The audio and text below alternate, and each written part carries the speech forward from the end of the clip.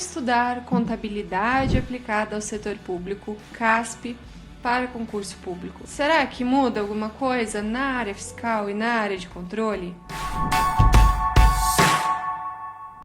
Antes de mais nada, muito prazer, eu sou Eduardo, professora na Guruja. E quem sou eu para vir aqui falar de CASP? É uma matéria que tem um lugar, especial no meu coração. Eu sou formada em Ciências Contábeis e passei para concursos de auditor da CGE Santa Catarina em Contabilidade, Ministério Público de Santa Catarina, Contabilidade, Procuradoria-Geral do Estado do Rio Grande do Sul, também para contador e atualmente exerço o cargo de analista legislativo contador na Câmara dos Deputados. Pode-se dizer que é algo que eu tenho muita afinidade e eu tô doida para falar aqui com vocês sobre isso, porque, como eu já disse, é uma matéria que mora no meu coração. Com a publicação do edital da Cefaz Ceará e os burburinhos aumentando com a Cefaz DF, 2 concursos da área fiscal que cobram CASP, esse vídeo veio a calhar numa excelente hora, porque na área de controle já é uma disciplina muito bem conhecida, enquanto na área fiscal ela é raramente cobrada, mas quando é cobrada devemos dar a devida atenção. Nesse vídeo eu não vou só apresentar a matéria, mas trazer os temas mais cobrados com base em estatística e como muda a depender da área que você estuda, e também como aqueles da área de controle podem ficar um pouco mais tranquilos,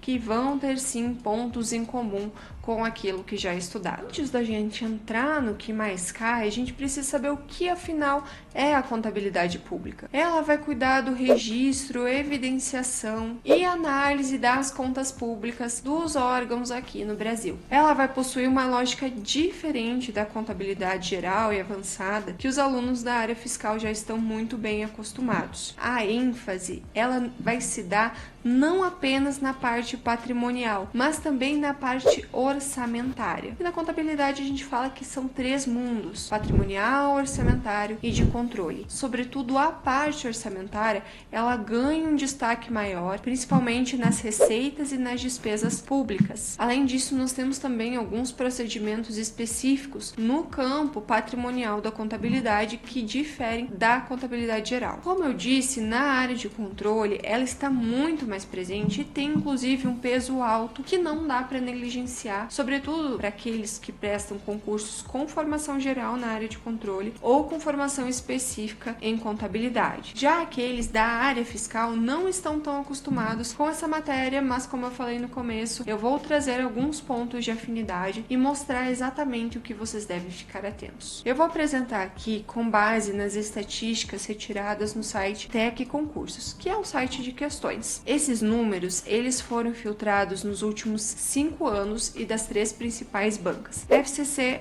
FGV e Sebrasp. Peguei a minha colinha aqui e vocês vão ter aqui na tela como se dá cada uma das proporções em cada área. Os assuntos que mais dominam nas 2 áreas, a gente vê que tá bem equilibrado. É receita, despesa, os aspectos patrimoniais. Afinal, o que é aspecto patrimonial? Depreciação, perda por redução do valor recuperável, estoques, intangível, investimentos, propriedade para investimento, aspectos patrimoniais. E também temos o DECASP, que são as demonstrações contábeis aplicadas ao setor público, como um assunto relevante nas 2 áreas. Quem fica em segundo plano vai ter introdução à CASP, que são aqueles conceitos iniciais, para quem que se refere à contabilidade pública, o que interessa, quais os grupos de usuários, o que interessa a cada usuário, né? Estrutura conceitual, então esses conceitos do início. O PCASP aparece aqui como menos cobrado, contudo, é um assunto bem importante para entender as DECASP, as demonstrações contábeis. Custos, nós temos um número interessante. Custos, nós temos a NBC-TSP 34, que vai tratar sobre esse assunto e que vai ser tirada a maioria das questões conceituais dessa norma. E por fim, a escrituração, que é um ponto um pouquinho mais complexo, se a banca quiser complicar, mas é o de menor incidência aqui, junto com o PCASP, ok? ok? Vocês viram nessa tabela que há uma equalização daquilo que é cobrado. Contudo, não está escrito ali, mas nesses últimos 5 anos, para a área de controle foram cobradas mais de 1000 questões de CASP, enquanto para a área fiscal cerca de 250 questões. Guardadas as devidas proporções, a gente consegue perceber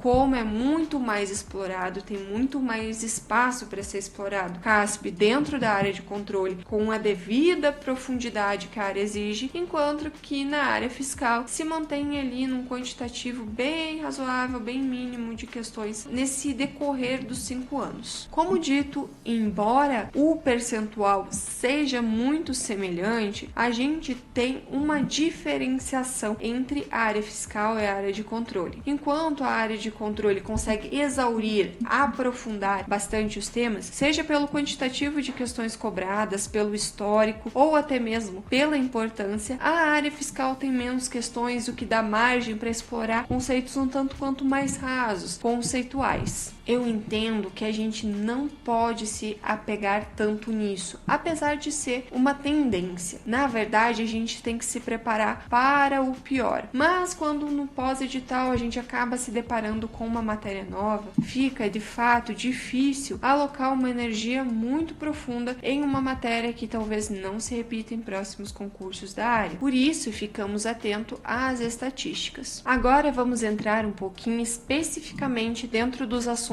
mais explorados, daqueles macro assuntos em cada área. Vocês vão notar que eu vou olhar um pouquinho para baixo, mas é porque eu estou olhando aqui para minha colinha de levantamento, afinal são vários assuntos. Com a área de controle, aspectos patrimoniais, que levou 23% do quantitativo das mais de 1000 questões cobradas. Dentro dos aspectos patrimoniais, vamos ter questões sobre ativo, passivo, reconhecimento e mensuração destes. A gente sabe que dentro da contabilidade pública a gente tem diferentes formas de mensuração: custo histórico, valor atual, valor justo, e como avaliar e mensurar esses itens patrimoniais. Em despesa e também receita, a gente tem que ficar atento às classificações, principalmente aquelas trazidas no MCASP, e aos estágios da receita e da despesa. Nesse momento, nós temos uma interdisciplinariedade maior, um AFO, quando esse assunto é abordado na Lei 4.320 e na LRF. DECASP levou 17% do conteúdo e é algo que tem que ficar muito atento, principalmente naquelas demonstrações que são mais cobradas, como balanço orçamentário e balanço financeiro. Já para quem estuda para a área fiscal, o quantitativo ali, como a gente viu, é bem parecido, mas a gente tem alguns nuances. Por exemplo, dentro da receita pública, tem uma relação mais estreita com o direito tributário, que trata da arrecadação de receitas. Custos é uma matéria que vem ganhando cada vez mais espaço, então muita atenção na NBC TSP 34. E os aspectos patrimoniais continuam bastante relevantes, com cerca de 22% de cobrança. Nesse ponto tem que ficar bem atento, porque alguns itens diferem da contabilidade geral e avançada, como estoques, temos diferentes formas de mensuração, e também na avaliação de ativos e passivos e de que forma eles serão reconhecidos. Agora vamos às dicas práticas de como estudar CASP. Primeiro de tudo é que, se você sabe que ela vai estar no seu edital, não deixe para depois. CASP possui muitas questões conceituais e, de certo modo, simples, mas são muitos detalhes. Então, se você deixar para depois, o risco de não conseguir acertar uma questão simples e fácil porque não deu tempo de interiorizar ou até mesmo aprender aquele detalhe, aquele conceito, é muito grande, e são questões que não podem ser perdidas. Já para a área de controle, é uma disciplina mandatória, então com certeza deve estar presente nos seus estudos desde o começo. Em CASP também é muito importante seguir a ordem do material. Saber os conceitos de receita e despesa pública vão dar base para você entender o plano de contas e depois as demonstrações contábeis. Em seguida, você pode avançar para os aspectos patrimoniais, como depreciação, perda por redução ao valor recuperável e, por fim, custos. A regra é o estudo do PDF, mas talvez você precise de ajuda por videoaula em alguns tópicos mais abstratos, como o PCASP e a lógica dos lançamentos contábeis, que são totalmente diferentes daquilo que é cobrado na contabilidade geral e avançada. Lógico que o mecanismo de débito e crédito é o mesmo, mas em CASP você vai ver que são 3 mundos diferentes, que eles guardam semelhanças dentro deles e só transitam entre si. Outra dica muito importante é que você faça muitas questões de CASP, porque existe sim um padrão dentro de cada banca. Cada uma possui preferência nos assuntos e na forma de cobrá-los, e quanto antes você se familiarizar com essa forma, melhor. Por fim, é interessante montar o seu material de revisão dentro daquela banca que você sabe que vai elaborar o seu concurso. A forma de cobrança da FGV para a Sebrasp, por exemplo, é muito diferente. Então, se você sabe e a chance é muito alta, por exemplo, que Cefaz DF seja organizada pela banca Sebrasp, dê uma atenção especial e leve para o seu material de revisão questões e como essa banca costuma cobrar. Para a área de controle, a leitura do MCASP é mandatória. Cada vez mais as bancas estão exigindo a literalidade do manual e você precisa conhecê-lo. Quanto mais você ler uma MCASP, mais a linguagem vai se tornar natural e muitas coisas vão começar a fazer sentido. Eu entendo que muitos concurseiros têm essa trava com o manual porque há um bom tempo atrás ele tinha uma linguagem de fato muito truncada, mas eu garanto que ele melhorou com o tempo e hoje ele já apresenta exemplos didáticos e explicações até mesmo um pouco mais aprofundadas, mas que clareiam aqueles conceitos que pareciam um pouco nebulosos. Ainda, para a área de controle,